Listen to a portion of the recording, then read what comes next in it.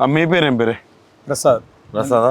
ఎట్లా ఎట్లా నడుస్తుంది? చుట్టుపక్కల రైతుల్ని చూస్తూ ఉంటావు, ఎలా ఉంది ఇప్పుడు? ఏడుస్తున్నారు రైతాంగం. ఎందుకు ఏడుస్తున్నారు? మార్పు కావాలని వాళ్ళే కదనే మార్పు తీసుకున్నారు.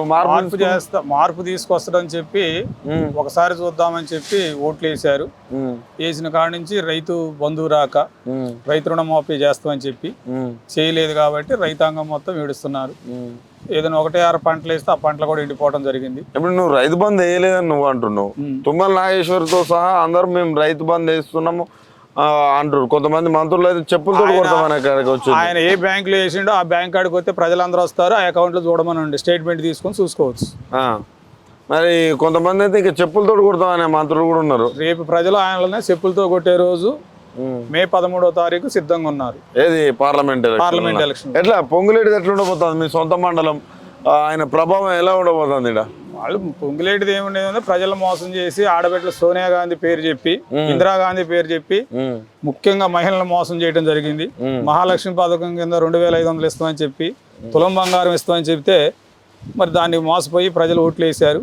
రేపు తగిన బుద్ధి చెప్పడానికి 13వ తారీఖు మహిళలందరూ సిద్ధంగా ఉన్నారు. ఇప్పుడు మీరు అన్నారు ఇందిరమ్మ రాజ్యం బాగాలేదా? ఇందిరమ్మ రాజ్యం తీసుకొస్తామని చెప్పి సోనియా గాంధీ దేశం తీసుకొస్తామని చెప్పారు. మరి అలా ఇస్తానన్న 2000 రూపాయలు 2500 పెన్షన్ సోనియా గాంధీ రేపు చెప్పాలి ఏ డేట్ ఇస్తుందో. మరి అదే విధంగా తులం బంగారం ఇస్తున్న డేట్ చెప్పాలా? వాళ్ళు 6 గ్యారెంటీలు చెప్పారు కాబట్టి వాళ్ళతో ప్రియాంక గాంధీతో ప్రమాణం చేయించారు. మరి వాళ్ళు డేట్ ఇవ్వట్లేదు. మరి ఇప్పుడు డిసెంబర్ 9న 2 లక్షల రుణమాఫీ అని చెప్పి రేవంత్ రెడ్డి ప్రజల పక్షాన్ని చెప్పడం జరిగింది. మరి ఇప్పుడు ఆగస్టు 10 అని చెప్పిండు. ఆగస్టు 15 2 లక్షల రుణమాఫీ అంటున్నా గానీ మరి అది జాతర చేయడు, దేవుడి మీద ఉట్లేస్తాడు. ఎక్కడ దేవుడి గుడి కనపడితే అక్కడే దేవుడి గుడి మీద ప్రమాణం చేయటం. మరి 2500కి ఏ దేవుడి మీద ప్రమాణం చేస్తారో, తులం బంగారం మీద మరి ఎక్కడ ప్రమాణం చేస్తారో రేవంత్ రెడ్డి తెలుసుకోవాలా. రేపు దానికి తగిన గుణపాఠం. ఇవన్నీ రావటం లేదు కదా, అకౌంట్ లో చూడమండి. ప్రతి మహిళకి ఈ రాష్ట్రంలో అకౌంట్ ఉంది.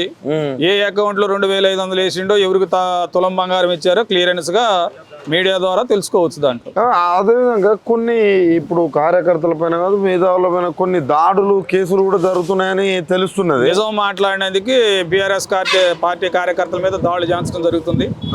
ప్రతి గ్రామంలో ఏ కార్యకర్తల మీద కేసులు పెట్టున్నారో అన్ని తయారు చేసి ఉంచుతున్నారు. దానికి తగిన మూలం వాళ్ళు చెల్లించుకుంటారు. మరి ఇప్పుడు ఇలాంటి కేసులు ఇవన్నీ ఎలా చూస్తారు? మీరు అధికారంలోకి వచ్చి 4 నెలలు కావట్లే, మీరేమో కేసులు అవుతున్నాయి అది రేవంత్ రెడ్డి రౌడీయిజం, ఆ రౌడీయిజంతోనే ఆయన ముఖ్యమంత్రి అయ్యిండు. ఆయన ఓటుకు నోటు దొంగ కేసులో జైలుకు పోయి వచ్చిండు. ఆయన వృత్తే రౌడీయిజం. కోమటిరెడ్డి వెంకటరెడ్డి బ్రదరు రాజగోపాల్ రెడ్డి రేవంత్ రెడ్డి దొంగ అని చెప్పి వాళ్ళు అనుకున్నది మీడియా సాక్షిగా. అది మనకు తెలియని విషయం కాదు. ప్రతి ఒక్కటి మీరు రేవంత్ రెడ్డిని దొంగ అంటున్నారు కానీ రేవంత్ రెడ్డి కేసీఆర్ దొంగ 1,00,000 కోట్లు తినడానే. జులై 24వ తారీఖు కేంద్ర ప్రభుత్వం డేట్ ఇచ్చింది. ఇది తప్ప మేము ఇవ్వమని అన్నారు.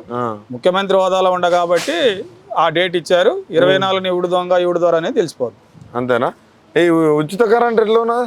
ఉచిత కరెంట్ ఎట్లుందని రేత్రి ప్రజలను అడిగితే చెప్తారు. జనాలలో మీరు గ్రామాలలో రండి, ఎన్ని గంటల కరెంట్ వస్తుంది, ఎన్ని గంటలకు పోతుంది అనేది ప్రజలు చెప్పాలి. 24 గంటలు ఇస్తున్నారు. 24 వస్తుందా, 36 రావట్లేదనే కదా మేము అనేది. మీకు రావట్లేదా?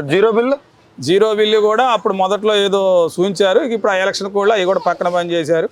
జీరో రాదు. ఏమి 500 గ్యాస్ కూడా ఎక్కడికి ఎవరికి ఇచ్చిన పాపం. వాళ్ళు మంచిగా ఒక పెద్ద ప్రోగ్రామ్ పెట్టే మహిళలతో చేశారు. వాళ్ళు మహిళలను మోసం చేయడంలో ముందు ఎవరు? కాంగ్రెస్ ప్రభుత్వం, రేవంత్ రెడ్డి. దానిలో భాగంగా 2500 రూపాయలు మహాలక్ష్మి పథకం వేస్తానని చెప్పి ఎవరి అకౌంట్లో వేసిండో చెప్పాలా, తులం బంగారం ఎవరికి ఇచ్చిండో చెప్పాలా. ఇవన్నీ మోసమే కదా. పింఛన్ 4000 వస్తుందా? పింఛన్ కేసీఆర్ ఇచ్చిన 2016 రూపాయలే వస్తుంది. ఎవరికన్నా 4000 ఇచ్చిండేమో ఎవరి అకౌంట్కి పంపించిండో, ఏ గ్రామంలో ఏ మండలంలో పంపించిండో చెప్పమానండి. ఓకే.